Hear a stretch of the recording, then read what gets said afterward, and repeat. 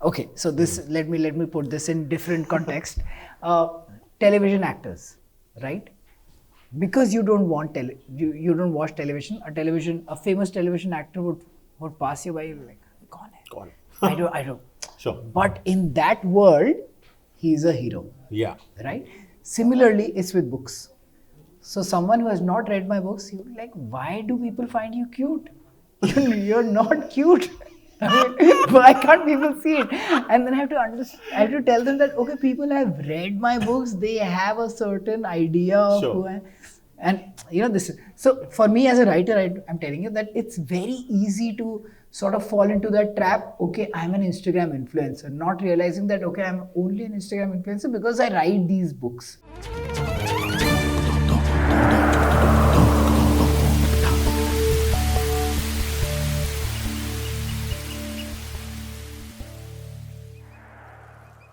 Teamwork Arts Podcast, ladies and gentlemen. This is where we try and see if we can get to the thoughts behind the actions that animate the arts. And the actions have been prolific, actually, both in the visual space and in that space where the fragrance of a new book seduces you. Who am I talking about? I'm talking about the one and only Durjoy Datta, who's graced us with his presence right here on Teamwork Arts. I'm sorry to sound like a wedding card.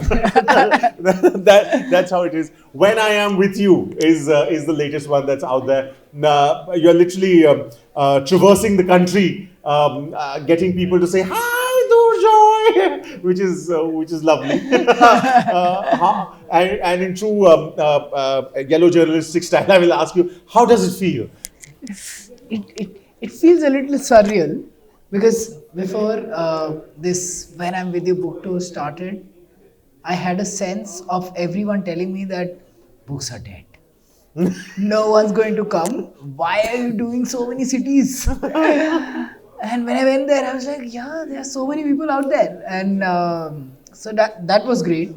And the other part of the thing is that I started writing in 2008. And people have been saying that books are dead since 2008. Yeah. 2008, people are saying, well, no one's reading anymore. Why are you writing books? I think there's this entire phenomenon that came, I think, in 2017, 18, that e-books. Right, of course. People won't buy books. They're sitting at home. They're like androids now. They're just going to buy like digital books and read them. Did not happen. So now, even now, when say books are dead, I'm like, they've been dead for the last 20 years. I've been seeing it. And they're alive as well. They're not just zombies anymore. So which is lovely, because it seems to be quite a vibrant reading tradition. If people were to sort of check out your Instagram posts, there's lots of people coming out and literally buying the books as well. Yes.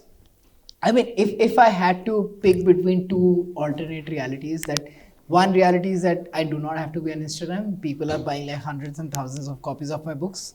I would pick that. But the reality that we are living in is that you have to be out there. And okay, yeah, this guy writes well, but what is he on Instagram? Yeah, that's important, isn't it? Which is, I like being on Instagram, right? Okay. Because the feedback loop is a few seconds. Sure. You put up a reel, there are like 20,000 people reacting on that reel. You of course feel that hit. I created something, a lot of people liked it. But of course, in the longer sense, it's empty. Because you don't remember that reel 5 days from now. Sure.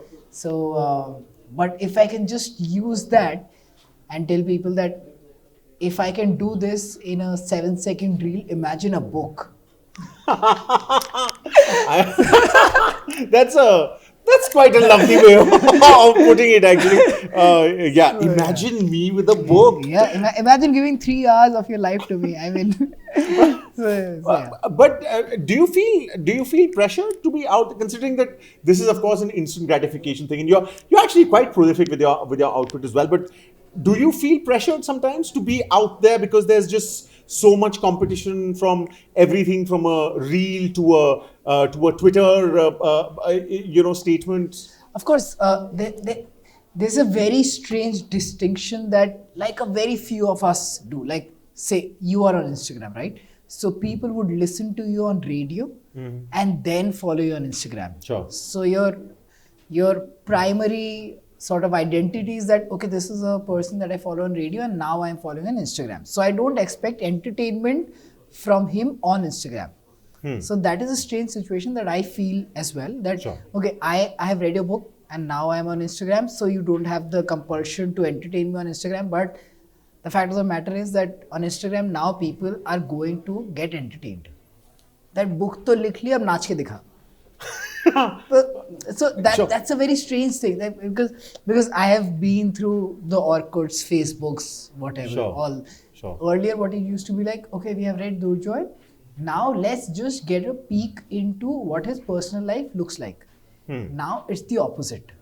First, tell me everything that there is about you. Right. Then maybe I would buy your book. But you're comfortable with that, Durjoy?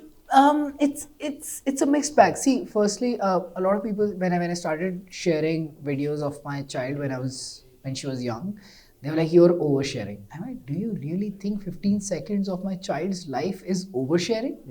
You have absolutely no idea what it is to raise a child. This 15 seconds of joy is the exact antithesis of what it means to raise a child." There are two questions into this, which is, of course, the process of those 15 seconds of joy. But more importantly, actually, in the book itself, there is a lot of parenting involved in the book itself. And I remember having had this conversation about when you'd become the parent, and you had some very interesting observations about what people say about the joy of parenting. So you want to share your experiences of joy or not thereof as far as parenting is concerned?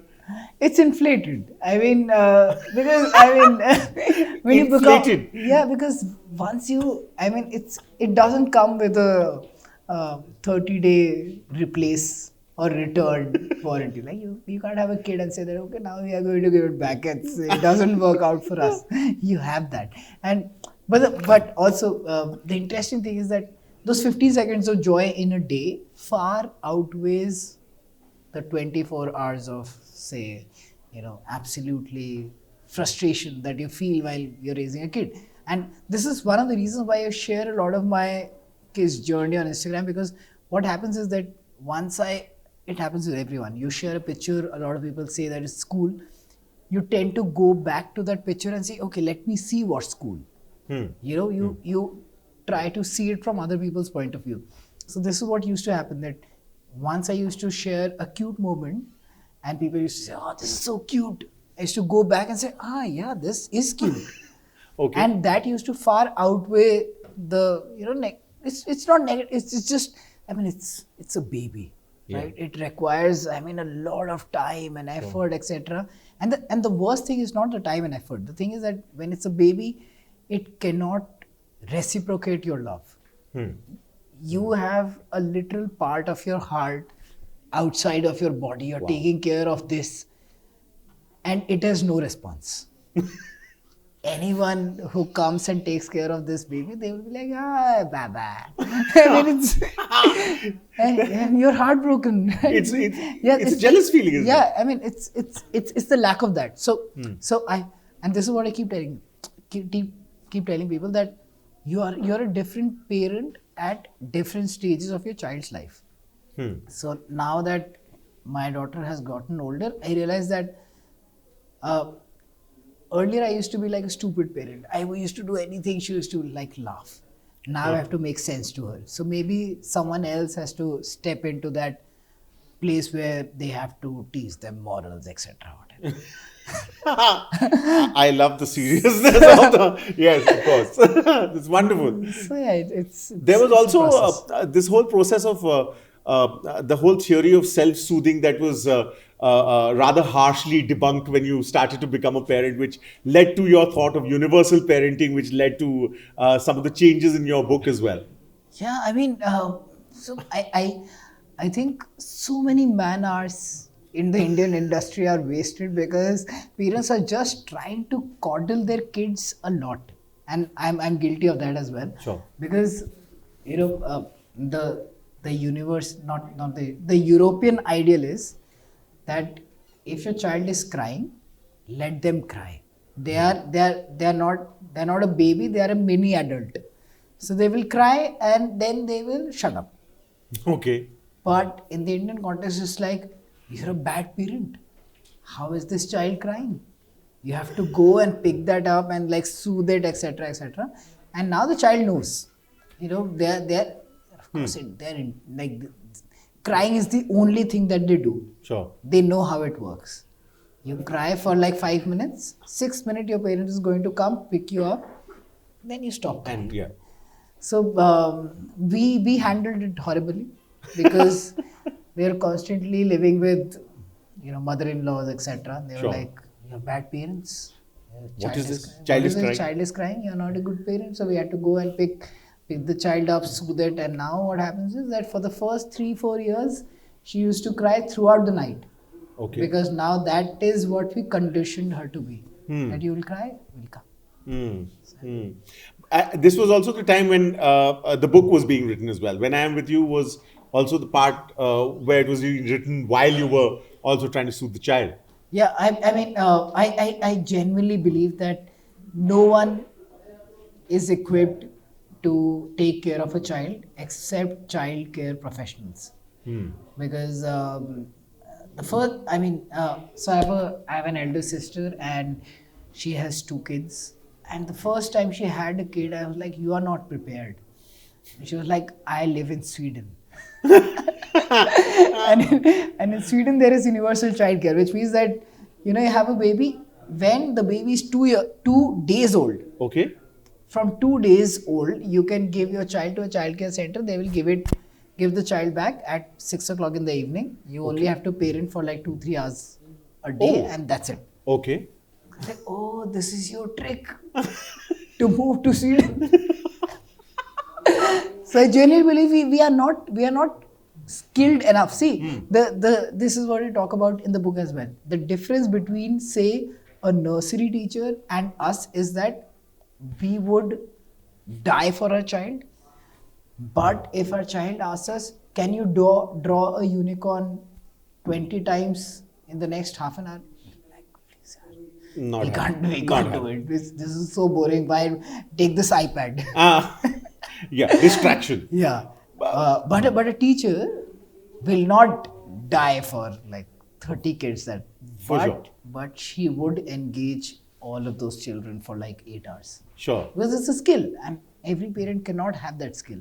Emotion versus practicality, which you seem to have balanced quite well considering the prolific nature of the output of the books. All you need to do is type Durjoy Datta into Amazon and you'll figure out exactly how many. But you've also literally been a very speedy writer. Does that also have to do with your experience in writing for daily soaps, where I'm told that sometimes you have to write literally on the fly? So television came. So I have always been like extremely quick with my books. So I think that helped me in television when they were like. So in television, what happens is that you have to shoot an episode every day. So the previous night you're writing the episode that's going to be shot.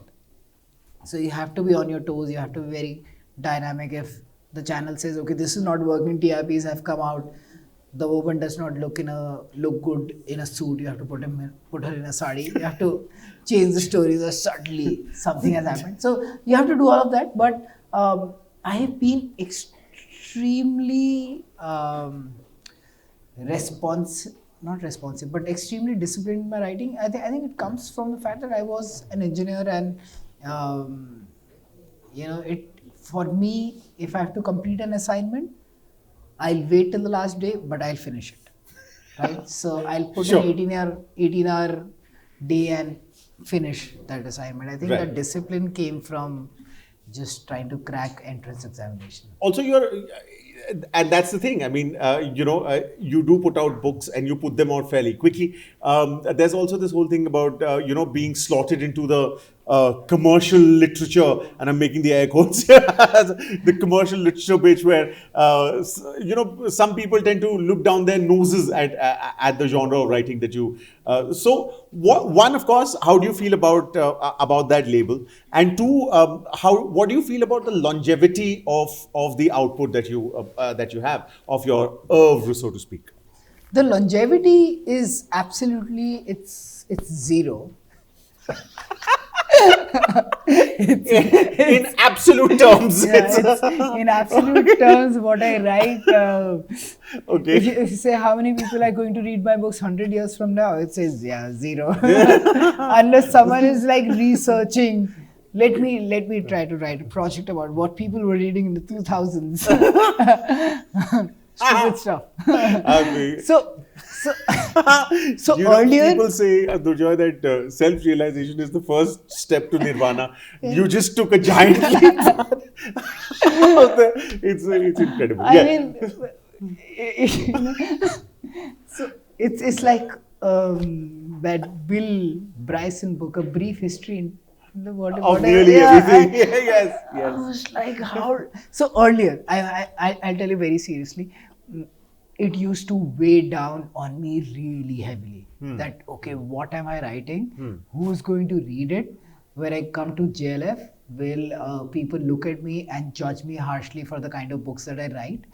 And at that point in time, I used to write to myself saying that, okay, I'm 22 now. When I'm in my mid 30s, I'm going to be a great writer. But as I grew older, I also realized that there is a ceiling to your talent. Some people are great. Right. They can write anything is going to be like Hanif Qureshi.